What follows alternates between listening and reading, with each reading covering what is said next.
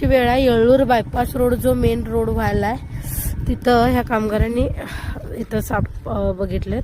कैसा दिखा भैया वो, कैसा आप क्या कर रहे थे उधर दिखाओ. प्लेट खींच रहे थे तब दिखाई दिया. हाँ हाँ हाँ ठीक है. कौन सा सांप है मालूम पड़ा कि नहीं? दसला है. दसला मतलब नाग सांप. नाग आहे. तर ह्याच्यामध्ये गेले तर खाली चिखलात उतरायला लागणार. बघूया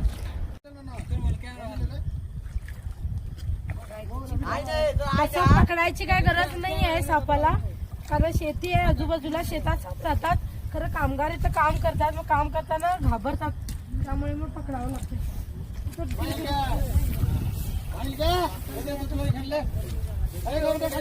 आराम से निकालो. हाँ हाय रुको रुको. अरे दादा ये प्रॉब्लम ऐसा उठाओ, ऐसा उठा.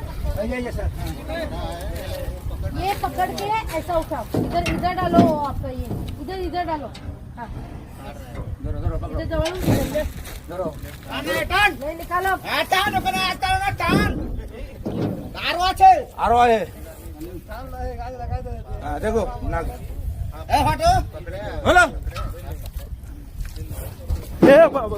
नहीं हाँ नाग है. नाग है. नाग नाग. हाँ वो अभी जरा शांत बैठो, मैं कुछ तो बताती हूँ उसके बारे में इन्फॉर्मेशन और सुनो. हाँ ठीक है. नाग आहे, अंदाजे 5 ते 6 वर्षाचा हा नाग आहे. काम इथं जवळ शेती आहे, शेतातले साप असे येऊन बसतात. यांनी मटेरियल ठेवलं तिथं आणि त्याच्यामध्ये येऊन बसला साप. आता याला पकडायची काय गरज नाही, त्याच्यातून निघून गेला असता. पण इथं कामगार काम करतात आणि त्यांना मग काम करताना भीती वाटणार, त्यामुळे मग पकडायची गरज होती.